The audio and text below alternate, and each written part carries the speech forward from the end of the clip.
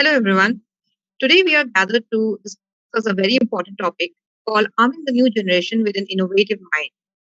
For the same, we have Professor P.V.M. Rao, Head Department of Design, IIT Delhi, Professor Dr. T.G. Sitaram, Director, IIT Guwahati, Professor Manika Walia, Founding Dean, School of Creativity, Rishihud University, Dr. Ashish Gadekar, Registrar, MGM University. The session will be moderated by Guru Vaidya, Solution Consultant, Adobe. Thank you and welcome to all of you. Over to you, Guru. Thanks, Anushri, and good evening to all of you. And thank you so much for all of you, joining our session today. I believe there are some students, there are deans, and a lot of teachers as well. So a warm welcome to all of you on behalf of Adobe and my fellow panelists here. Today's session is going to be very interesting. We are going to be delving into topics of why creativity is going to be an important trait for students to have in the future. And we're also going to be discussing what changes this pandemic is going to be bringing into education in general and also learning for all the students. So I'll try and make today's talk as interesting as possible.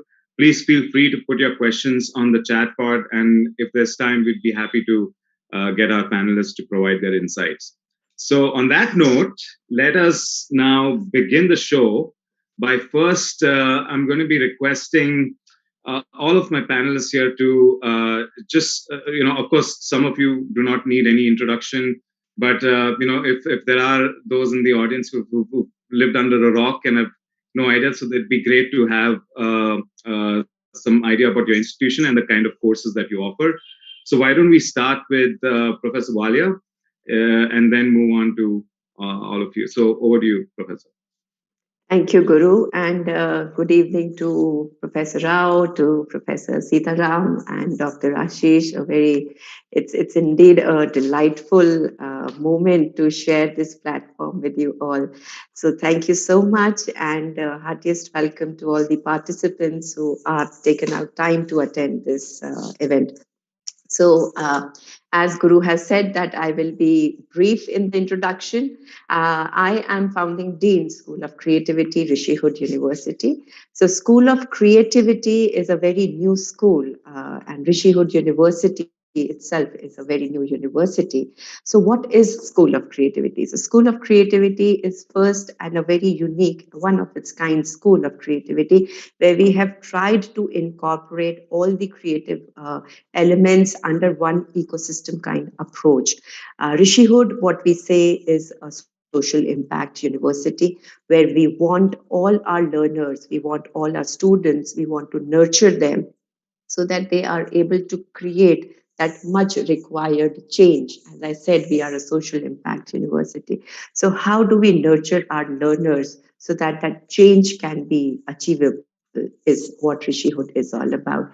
Now, as I said, it's one of its kind because we are offering programs in design, we are offering programs in visual arts, we are also offering programs in performing arts.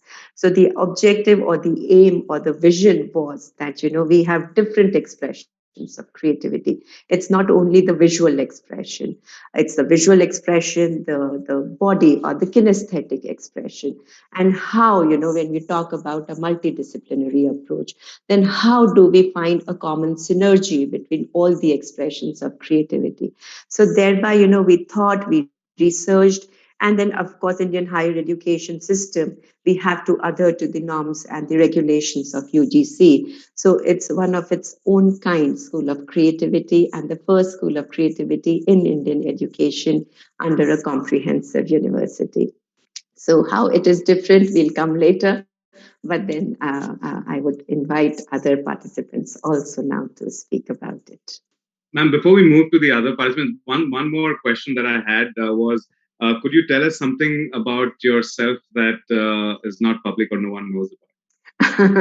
Okay, so this is something tricky. Okay, so I really need to think back, and one which people do not know, and this is now since you've asked, so it will no longer be a secret. I was always, much more inclined for psychology.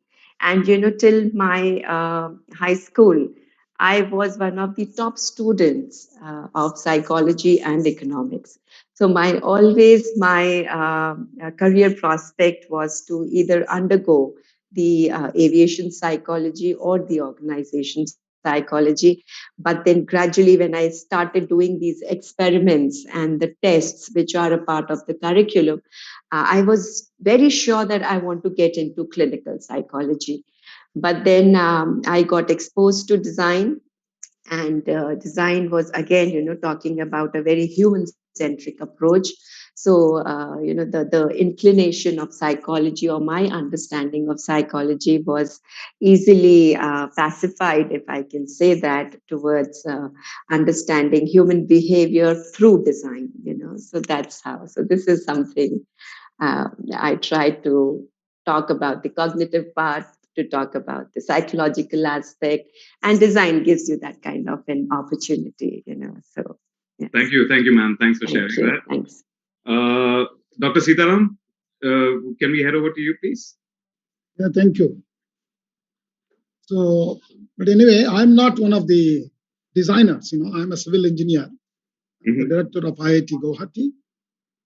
But I would like to, I know why you have called us, because IIT Guwahati is one of the very unique programs with the Department of Design. We started Department of Design as early as 2002 with a PhD program.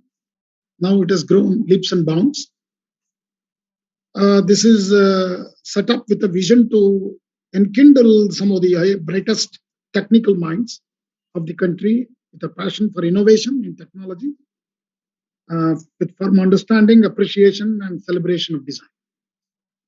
So, did we really achieve something in that direction? Yes, I think Department of Design has contributed excellent people with a different kind of thinking. And today, the rupee symbol, actually, you should have been the ideal person to be on this program, not me. That is Dr. Uday Kumar, who is the head of the Department of Design. The rupee symbol designer is Dr. Uday Kumar. Uday is not here because he's not well. So I thought, let me share some of the success stories of the Department of Design. So just wanted to tell you, IIT Guwahati made a formal foray into this doctoral program with a lot of thinking in the year 2002. And it was one of the first initiatives among any higher education in India. Anticipating the emerging landscape of convergence of transdisciplinary, multidisciplinary domains that ought to significantly influence technology and the domain. So our team has really done a remarkable thing to bring human factors and digital human modeling, culture, visual design into the innovations. That's the uniqueness of our group. And also the research component is, I think, we have a design research forum, okay, research community in India which witnesses steady growth. So today, I think, after we have started, there are many schools, School of Design, IIT Bombay, and then IIT DM also has a program in design. The IIT Kanpur design program is also well known. Then CPDM of Indian Institute of Science, where I belong. See, I belong to Indian Institute of Science as a professor in civil engineering. Now I'm the director for the last 3 years here. So the conventional National Institute of Design and all those others are there. So this design research forum is again a good initiative of IIT Guwahati, and it is also timely, which is growing with community of design researchers. So what I would like to say is, today in the world of both entrepreneurship and innovators, I think, our young people who have graduated with design thinking have really made a lot of difference.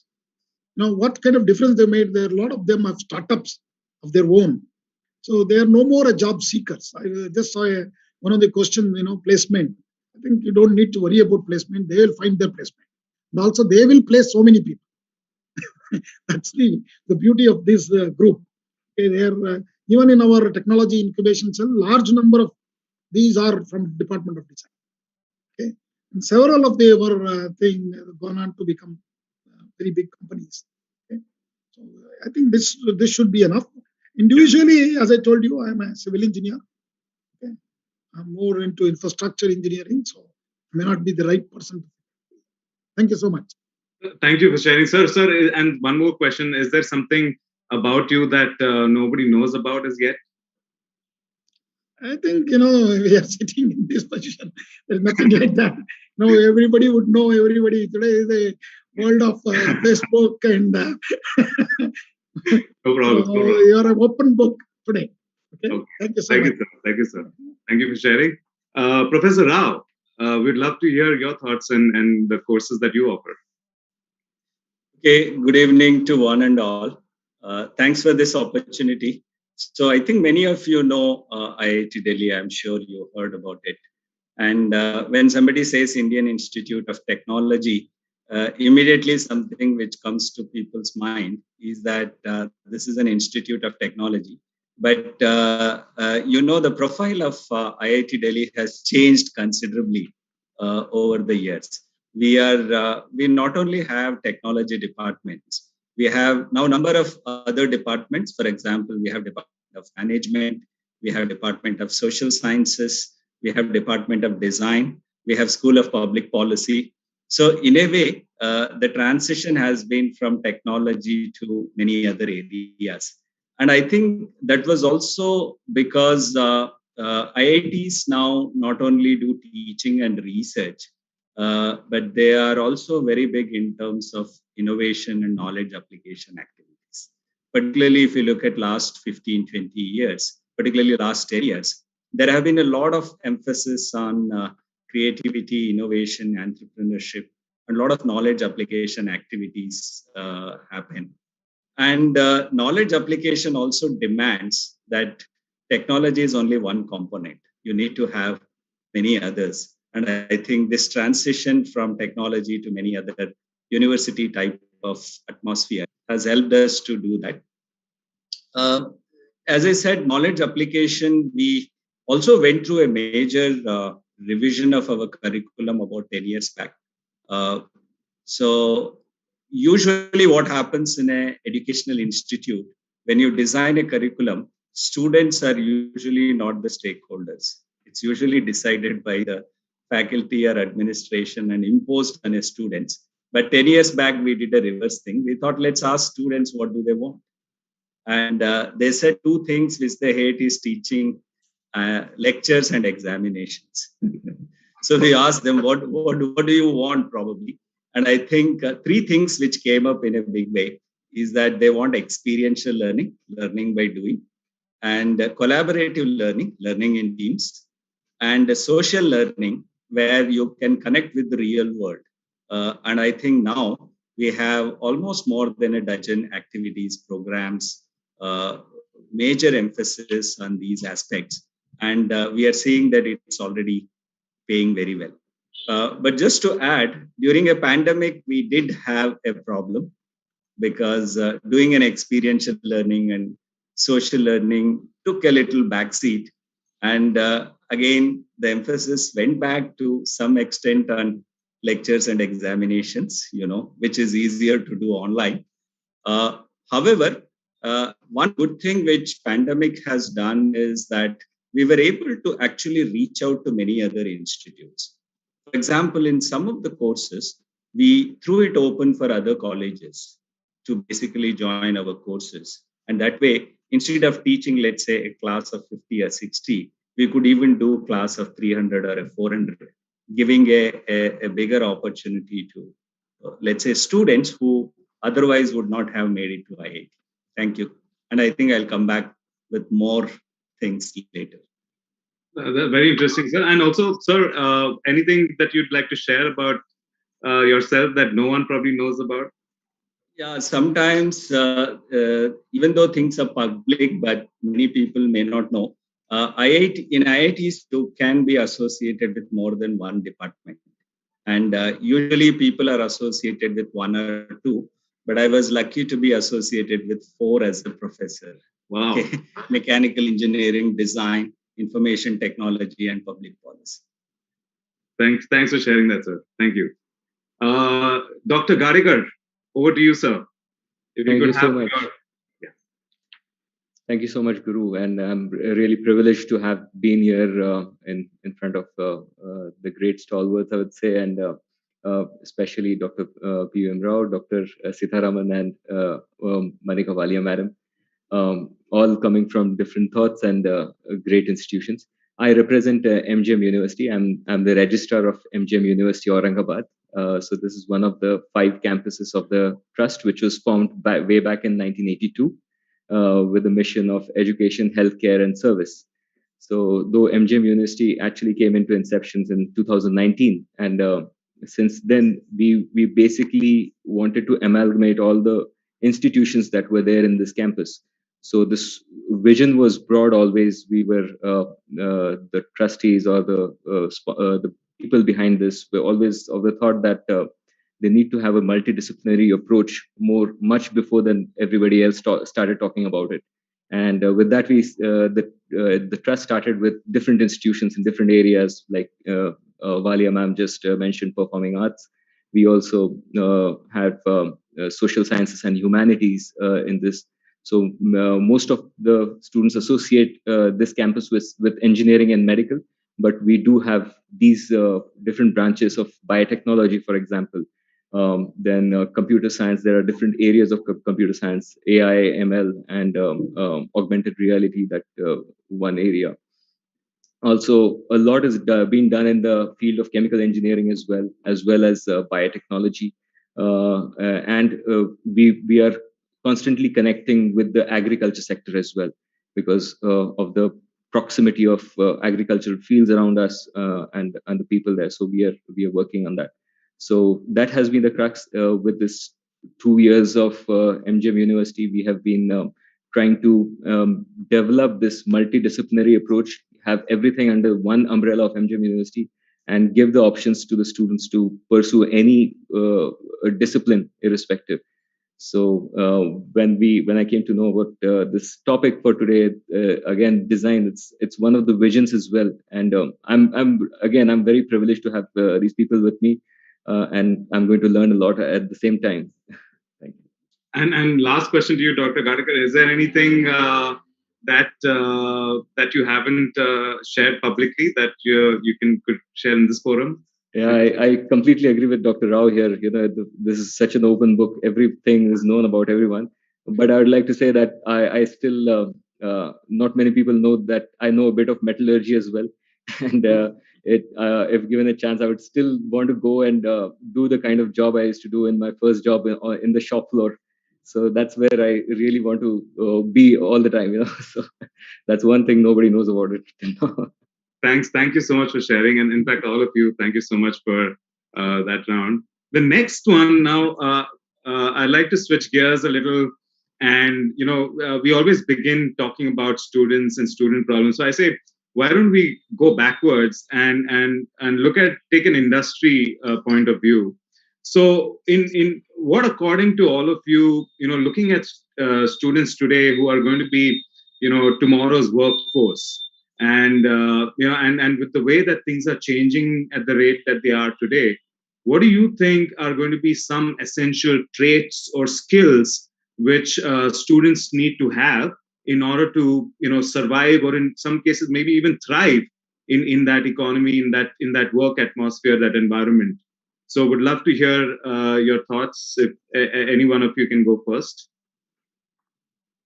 So, Guru, what I would say that there is definitely the landscape is changing. There is a paradigm shift, right? And we have seen, or we have been exposed, where we were asked, that overnight that we had to transit onto this online mode when pandemic just hit us, right? And we had seen how our education leaders, or maybe the thought leadership, what we may say, the teachers, the students, we were towards this kind of, that what is uncertainty, that what is going to happen next. But then we sailed and we all come out, with flying colors. And we immediately found some creative solutions of the problem, right? So industry definitely has a different set of requirements, but then as educators, how do we look up to it is certainly, we have to understand that the students should be, a lifelong learners, that adaptability, right? The metacognition, what we talk, that has to be inculcated among students. Besides adaptability, the second thing which I feel and I ensure, the resilience, the resilience in case you are having this feeling or you are about to fail. So it should not pull you down, just spring back, okay, and start it. And then third important thing is, of course, your creative thinking, critical thinking, the design thinking. I mean, how as a student, how you train your brain, how you actually make your brain function, what others cannot see, how you look up to the problem. So if you identify a problem which is a correct problem, then only you'll be able to gain or give a correct solution. Okay, so resilience, adaptability, your creative thinking, I think, and of course, lifelong learning. This is something which industry requires, and multi-skilling, of course. If you are a lifelong learner, you are open to learn, and you are open to any challenge, and thereby face those challenges. So my take is that these 4 5 I won't say the skill sets, but then these are the areas which, as educators, we have to look into, and we have to help students that they should incorporate. Just to add what Manika has said, uh, so what happened is when various specializations started, particularly at undergraduate, domain experience was supposed to be the very, very critical. But if you really look at the way education has transformed, a lot of domain experience actually happens at postgraduate level or even higher courses. So, particularly at undergraduate level, I think what industries expect is somebody who has a breadth, but also has an ability to go into depth whenever it is actually required. So, in other words, what we call as earlier, the education used to be more of I-shaped, and slowly it is actually now the requirement is T-shaped, where you have a breadth but also an ability to go into depth. So that also calls for, if you want this flexibility, then the traits which are needed are also very different. Apart from the domain experience, as Manika said, you need a lot of other traits, particularly in terms of vision and future focus, ability to learn from others, risk taking ability, be flexible and agile, be independent, ability to work in teams. So there is a lot of these skills probably industry would value a lot. And lastly, I would say it may not be entrepreneurship, but I think industries expect that students who join them uh, have an entrepreneurial mindset. Thank you. Thank you, sir, and ma'am as well. Does anybody else want to add to that? Thank you. I think, along with the critical thinking, see, the students, at least in engineering, should have analytical ability as well. Right? That's a very critical step for any, at least in engineering schools. And also, they should be aware of the new technologies and the new directions which are taking. Okay? And they should also be good in effective problem solving. They should look at how to solve a problem. And today, another important criteria is required is that it should be a team player. You should work in team, and you can bring in a lot of. See, this is what we are at IIT. Many clubs where a humanities student will be joining hands with an engineering, mechanical, civil, electrical. They come up with a product. This ideation will only, or innovation will only happen if you have a multidisciplinary attitude, and if you're a team player, you are ready to accept other views. So one, as Professor Walia was highlighting, the adaptability. I think this COVID pandemic has taught not only to students, to everybody. They should know how to adapt. Otherwise, you see, we started suddenly closed down and we don't know where to go. So I think this has opened up a lot of thought process that anybody can do anything, because a lot of things are, every individual is a capable human being. He can do things. If you push to the corner, you're ready to do that. That's what COVID has done that to us. Otherwise, I will tell you, this online mode of teaching, learning would not have happened in India at least another 15 years. It would have taken a lot of time, particularly among the teachers. So the teachers training more than our students. Let me tell you, our students are tech savvy. They can adapt very easily than many of the older generation. So this was a very great challenge for many institutions, higher education. So these are the skills, like analytical ability, critical thinking, eager to learn. It's very important. They should be also hungry for the ideas. Otherwise, they'll be sitting there only. Oh, it's okay. I've done this homework and assignment. That's it. And then, as a team player, you can do something. I'll quickly add on this one. Most of the things you mentioned, I somehow think that communication plays a big role in any field, let that be design or we engineers. In fact, if they are able to communicate what their skills are, it gives a big head start to whatever organization they end up in. So I think we as university or even teachers we should stress also on language skills and communication of whatever some designs that you want to communicate. I think that's the point I'd like to add. Thank you. That's a good point, sir, and thank you everybody for your points as well. So my next question, I guess the obvious question would be: are we there yet? Are we ensuring? And I think Professor Sitaram mentioned about how getting that social learning aspect in today's day and age, because of the way things are, it's really difficult. But what about the other aspects that we covered about? Like we spoke about problem solving and having that breadth in your in knowledge and vision, and how are you inculcating these kind of traits in amongst your students? And if there are any examples that our audience could benefit from, that would also be great to hear. I would let anybody, if anybody wants to start. Yes. So I think it also depends a lot on the faculty. Okay, usually we see that I'm not just referring to IIT. I'm actually referring to a breadth of institution across India. So what we see is that, particularly if you want to prepare a new generation for this innovative mindset, which is the topic of today, I still feel faculty is still the weakest link. Okay, let me acknowledge that being a faculty member. So what we see is that students sometimes very well know what they want, and they are already millennials in 21st century. But some of the faculty who probably studied in 20th century sometimes impose that mindset, and we have seen that this is I'm saying an average. There could be a very good examples in every institute, and there are very great other institutes which may be following.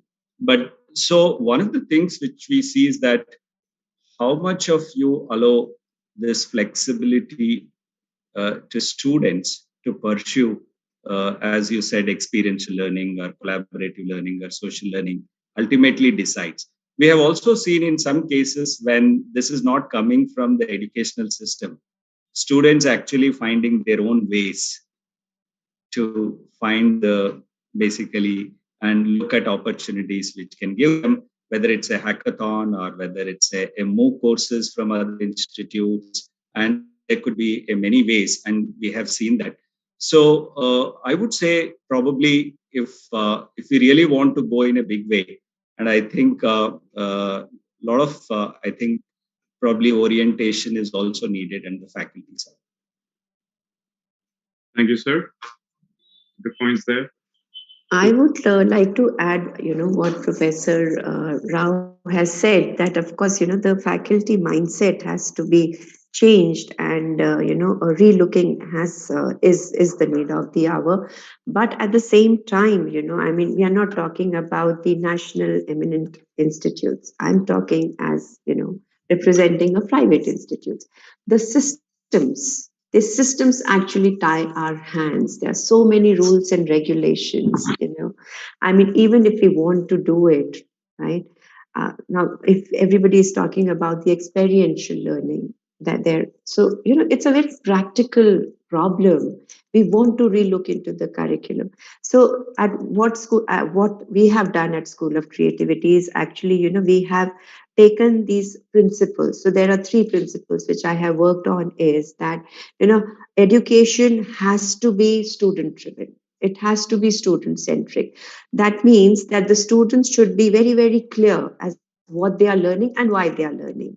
And we have to empower the students also to ask, and ask those difficult questions. They should know that what they are going to do to bring about that necessary change.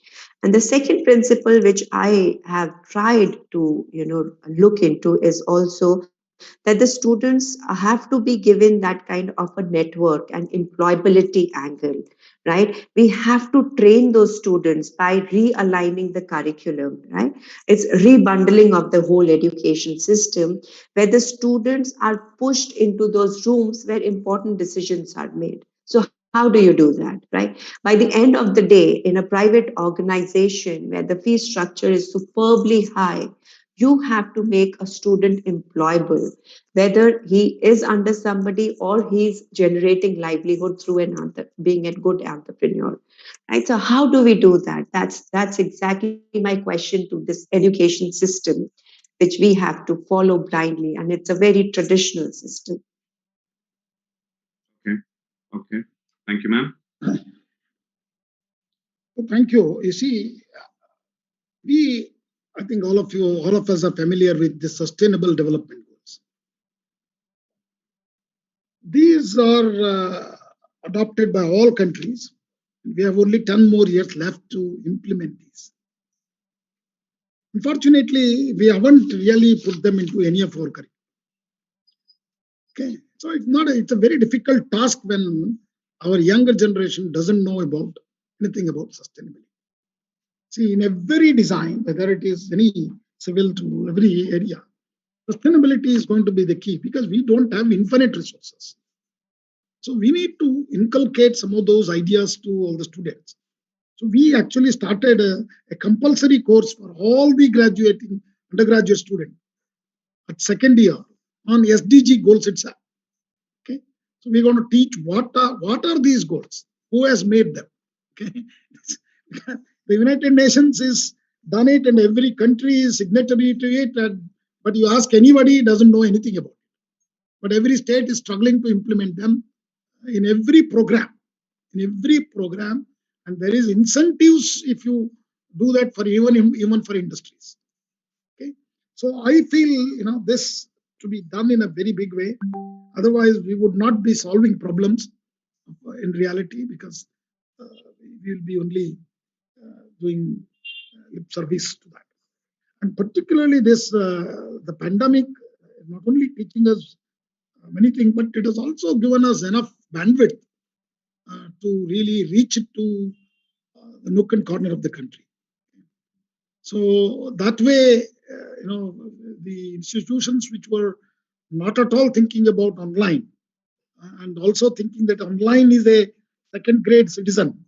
Okay, you might have seen all that open universities. I think that is one big change is COVID-19 is brought. We can now see an opportunity in the online mode. So whenever we talk about online mode, it is not for technical courses. Okay, it's only for computer engineering, data science, artificial intelligence. Those things can be delivered, but not civil, mechanical, design. But today, I am saying even design thinking is being taught online. So that's actually the change. The mindset change is come. So it is nothing to do with just the teachers alone. I think even the educators and educational leaders, administrators also have to understand this important change in the attitude. Otherwise, we could be really a leaders in education with the kind of the manpower force we have in the country. So I feel that some of these sustainability aspects have to be brought into academics more and more, and teach them what is our end goal is, whether in design of a product or developing a new innovation, and or training an individual. What is the end goal of it? It is you're just going to make him to earn his money, or it's a lifelong learning. So everybody talks about lifelong learning. So we need to make that happen. So that is automatically now by force it's happening, because you are multidisciplinary, and the system has not allowed you to go back to college and go to the same laboratory first time. So the virtual labs have been created. Virtual labs have been created very well. So there are new ideas, new thoughts have come. Hopefully, but we are still not there. To answer your question, are we there? No, we are too far away from there.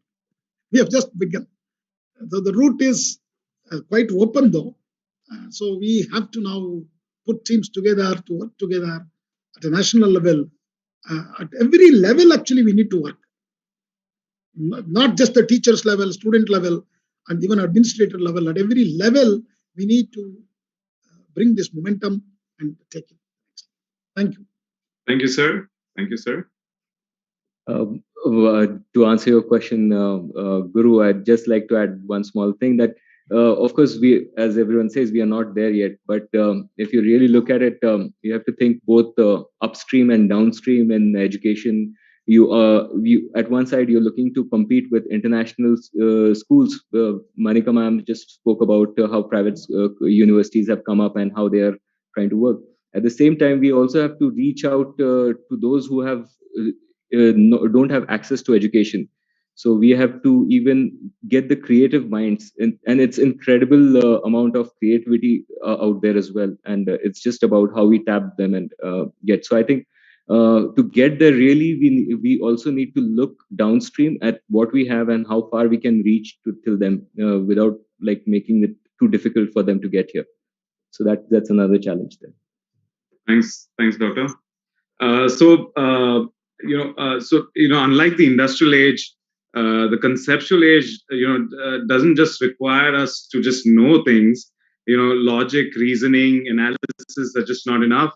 I think as learners, we have to have a deeper understanding of how to apply knowledge in different kinds of situations, different kinds of problems. And this is where, infusing learning with the creative process and I guess exploration also comes into play. So the another question that I had is, and sir, I think we touched upon this in the previous one as well. Is that me and my team, we regularly interact with the industry, all of our customers, enterprise customers here in India, and we've seen that change in industry. We've seen how how creative users are currently working from home and delivering projects and and working remotely, and in some cases we've also noticed that with many organizations, and I'm sure all of you have also read about how certain organizations now are going to continue to retain some of the changes that they had to make during the pandemic, right? So some, for example, some organizations have said, no, we don't need an office anymore, we're happy to have you working from home. In Adobe also, in our organization, and we've got a huge presence here in India, in engineering presence, and our HR head was, so we had a limitation of how many remote workers we could have in our company here, but and it used to be in the single digit numbers, but now we've extended that to be a double digit number now, and so that's so a lot of changes we are seeing, permanent changes in the industry. I'd like to have your views on what do you think are going to be those everlasting changes that we would see post this, once everybody's vaccinated. What changes would we see in education, you think? No, I was just laughing with the way you said. See, it is not Adobe everywhere. Okay. See, in the pandemic, what happened is everything else was closed. You worked. But if everything else is open, people do, you think they will work? They will just go to movies, See, every theater was closed, everything was closed. So we need to be, a little pragmatic also. I think definitely you are very right. Many of the things we might do it differently now after the COVID, but I think working from home, I don't know, it may not sustain. I'm 100% positive about it.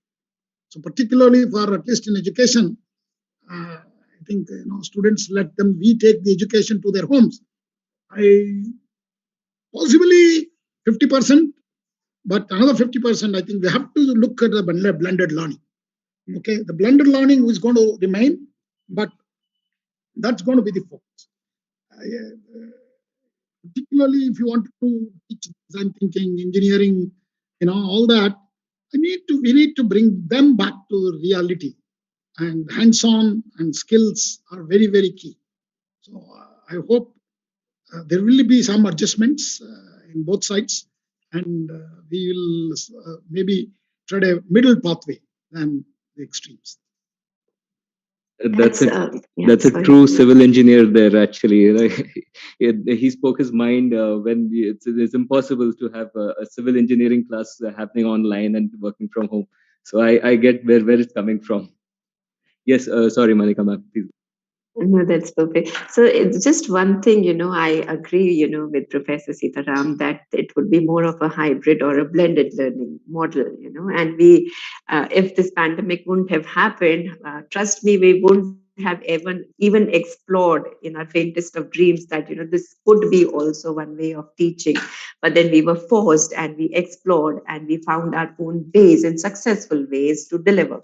So I think this has given us this opportunity, to get into a hybrid or a blended learning mode. But then certainly, when we are talking especially for the education sector, it's not only about academics. It's about the overall experience, it's overall personality grooming, peer learning, right? The feeling of that competition, that you really have to be there, that human touch.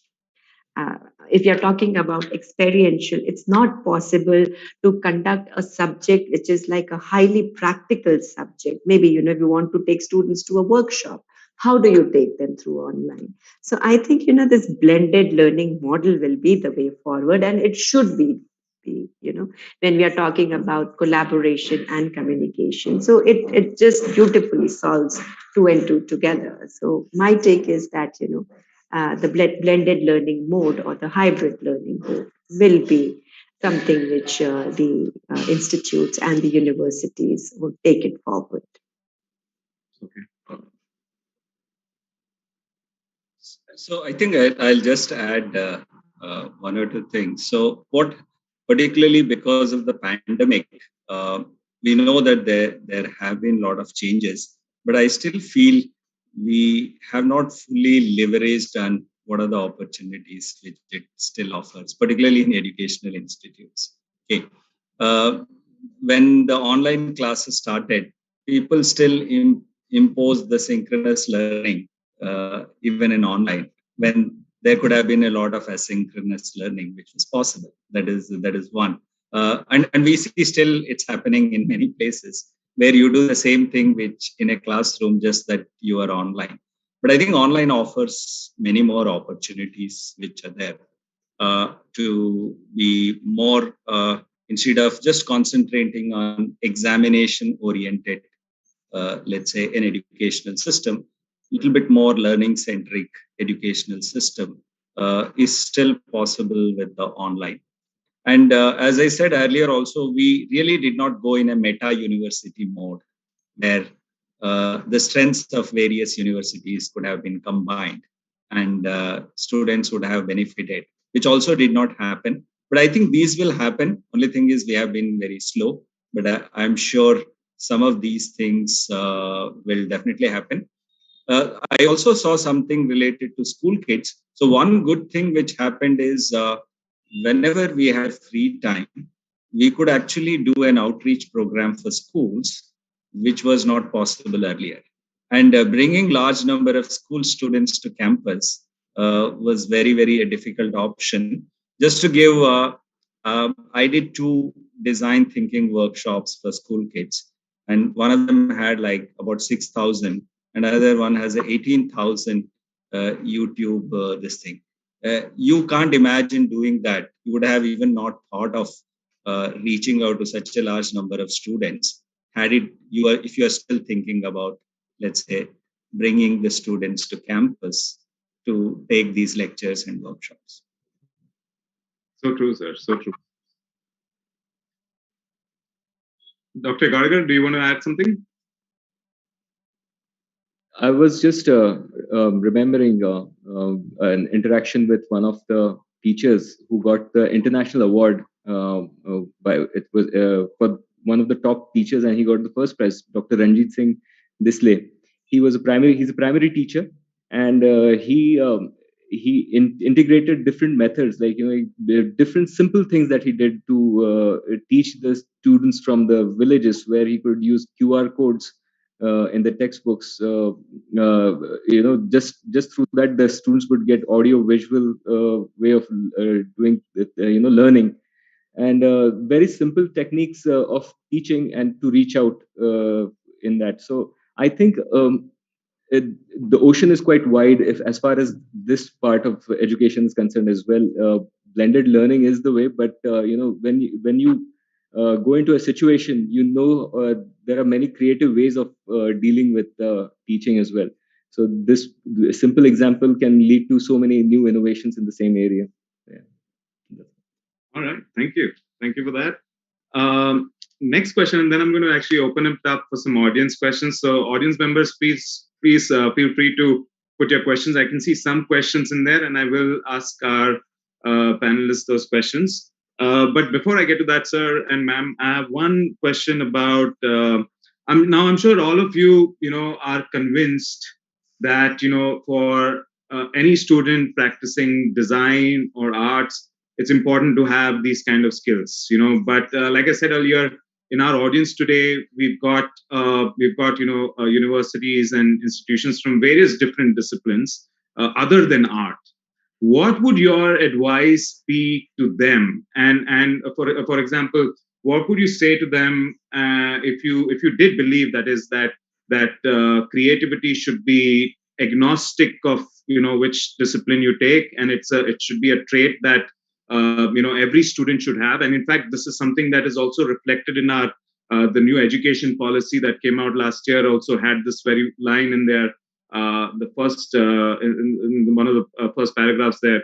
So what would your advice be to non-arts, non-design schools and university in our audience today on why should they look at creativity as an important trait to inculcate amongst their students and faculties as well? Yeah. So I don't know who wants to go. If no one is going, probably I can go. Please go ahead, sir. Please go ahead. Okay. So this is one experiment which we did for last a decade plus. Is that when you do a knowledge application activities, okay, suppose if you want to do just knowledge dissemination and knowledge creation, you can be very domain specific. I think the moment you say you're doing, let's say, innovation or a knowledge application, you can't ignore creativity and creative studies, which is very important. When you build a product or a service or an experience or an environment, I think all of that actually needs these creative. Good thing is that many universities are now becoming more liberal arts, and including engineering colleges. Like we have like two examples here from in terms of this thing, and I think there are more which we have seen where I think universities are now giving a very flexible curricula, which prepares students for a much wider world, and also brings the both strengths of left brain and right brain, which is there. And another which is very serious problem which we have in our country is that when a kid is 17 or 18-year old, you are asked them to decide whether you want to be a left brain or right brain or oriented, or you want to do those courses. But I think that's changing. Just to give, we now have a department of design, and one of the things which was very successful is minor area in design for engineering students.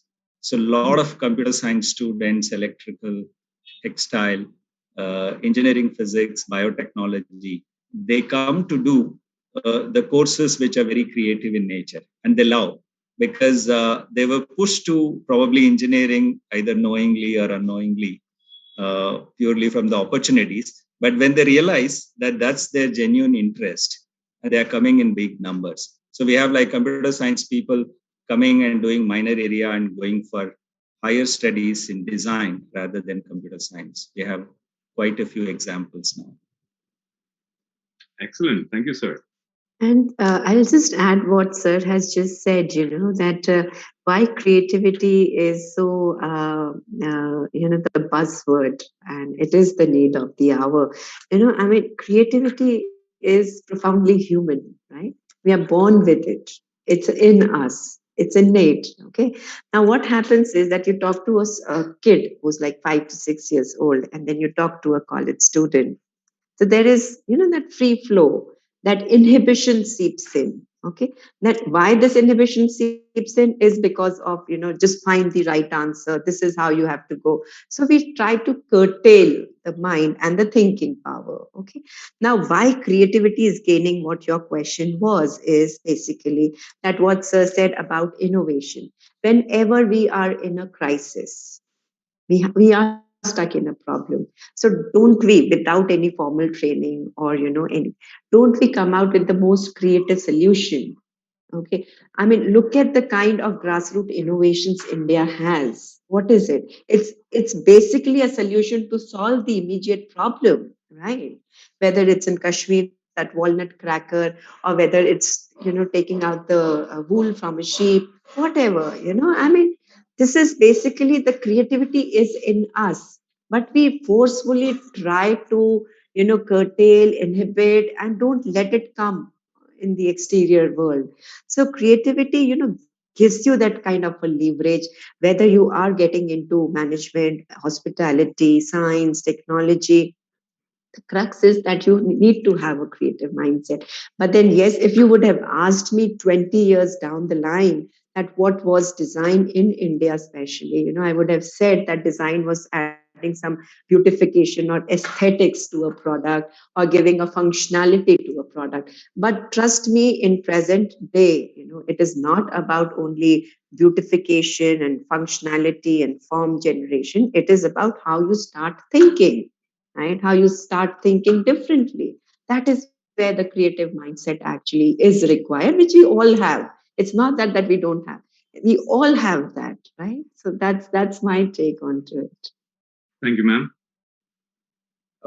If you add a different angle to this, how can we inculcate creativity have creativity in your campus? I think I just went through a survey which says that most of the academics, the teaching academicians, they are burdened with 44% of their time in administrative tasks. So me being from an administrative, my role being an administrator, I'm totally agree with this fact that when teachers tell us that they are more burdened with that. So I think that somewhere aggravates the problem. The teacher needs to be creative.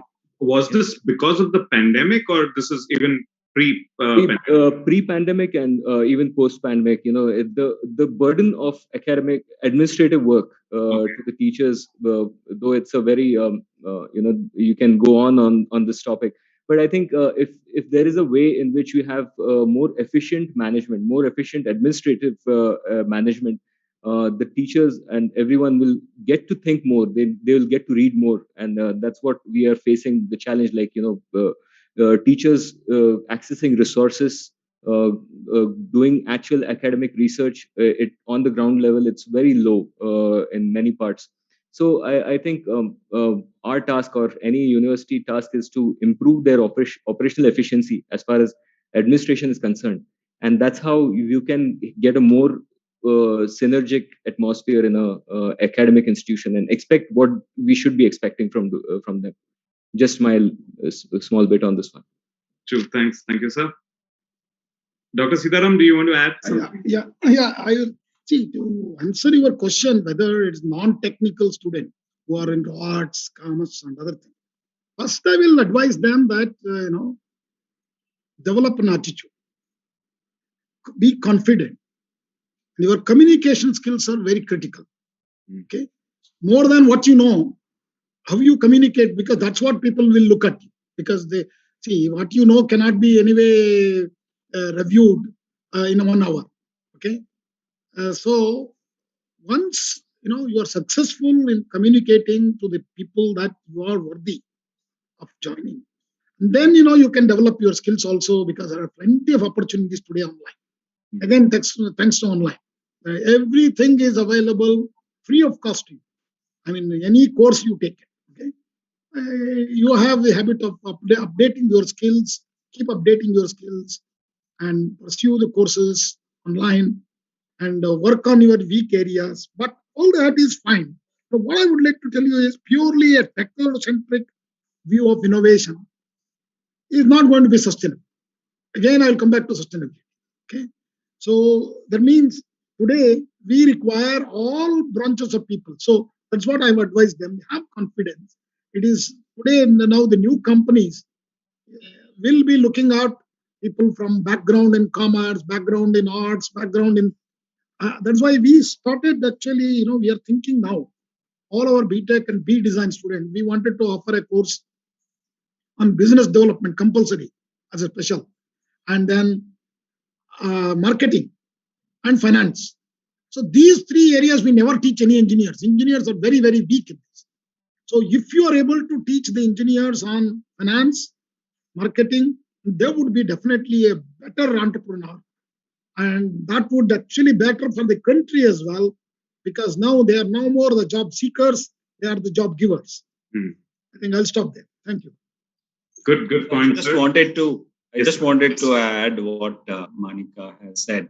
So if you really look at the design education in India, it actually started where the designers who would graduate would more take up a role of a service providers. But I think that scene has changed drastically. Now, designers are actually very much part of both large organizations and part of entrepreneurs, where you actually decide the strategy for organizations, you take leadership positions, not just basically what we say a domain expert providing only, let's say, a service of a specific type of a service, etc. So that change has also brought in a lot of design schools, and even the design education has transformed in a very big way, and that is heartening to see.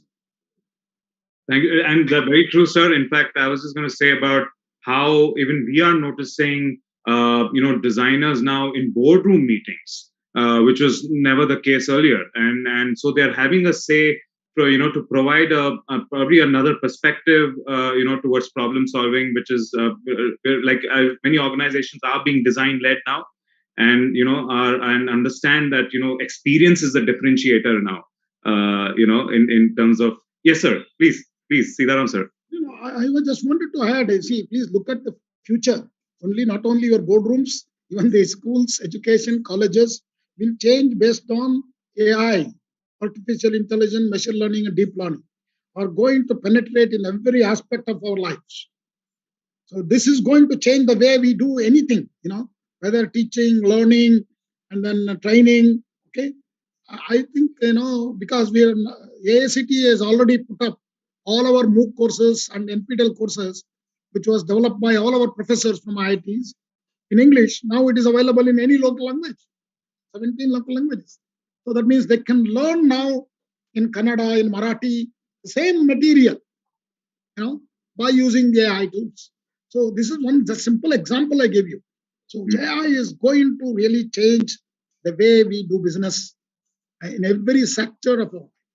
It's going to, so normal intellect will go away, because that can be done by machines much better than an. Thank you. And I completely agree. What Sir has just said is that, the creativity and technology, they are going to be the differentiators. When we are talking about, say, smart homes, right? If we've touched the topic of AI, if we are talking of smart homes, we are talking of smart cities, we are talking of Internet of Things, right? So this is how technology is seeping in day-to-day kind of things, right? So technology is going to be there, but then creativity along with technology is going to be a big differentiator. Thank you, ma'am. I haven't taken any questions from the audience, so let me just quickly squeeze in one. So we have a question from Abhishek Pandey. I think, Abhishek, we've covered this, but I'll still check with the panel. What do we need to do to overcome the digital divide among school children, especially during this pandemic time? I think we did cover a little bit, but does anybody want to add something? If I may, sorry, sir, please. No, go ahead. No, please, sir. After you, ma'am. Okay, so this is basically the digital divide, and before we talk about the digital divide, my thoughts are, when we are talking about the digital world, and especially in the Indian scenario where we are talking that how do we achieve this goal of leaving no one behind, right? So we are not talking only about the infrastructure side, as what Professor Rao has said earlier, and thereby followed by the others, that it is not only about the infrastructure, the divide also has to be looked from the other side. Are the people who are going to use this digital world, are they trained to do that? Do they know how in the best of manner they can use the digital platforms or the technology? So it's not only that we provide them with the connectivity or the telecom support and the wi-fi's and internets and the gadgets, but then are those people actually trained and equipped to make the best use of those infrastructures? So look from the other side of it. So I think first we need to skill and upskill the people, and then parallelly give them all these kind of technological infrastructure devices we have. Thank you, ma'am. Sir, you wanted to add something? Yeah. Just to add, I think Professor Sitaram, go ahead. Go ahead.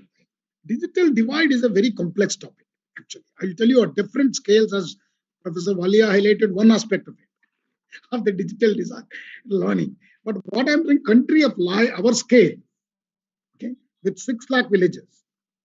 Many villages didn't have any even internet power connection even today.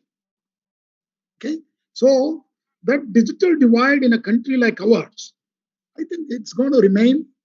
We may not be able to solve that in another 10 years to come, or even 15 years to come as well, because it's going to be challenging. So what my suggestion to the young students is, they have to come out of that, loop. I know that it requires a lot of support from all sections of the society. It cannot happen overnight.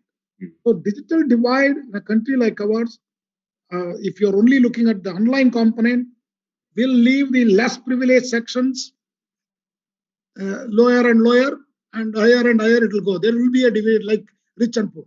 It's going to be there. So but how, that means that is where I think the government role is very key. The government, both state and central government, have to really have a plan. It is not just about giving internet connection. It's not just about the training. It's not just about, we can start naming 2, 3 more, but that's not it, because the divide goes beyond, for example, we have to also bring in the socially also equal. There are a lot of social differences in our country, which also has to be, and even, for women participation in the gender issues, it's very, very key. In every space of it, we have to involve more and more women, then, we may be able to solve some of these problems of divide. Okay, because their perception to the problem would be completely different than what men think about. Thank you. Thank you, sir. Professor Rao? Yeah, so I think digital divide is an issue which we need to integrate, which basically we need to address. But there is also there are a lot of possibilities to integrate through digitally also.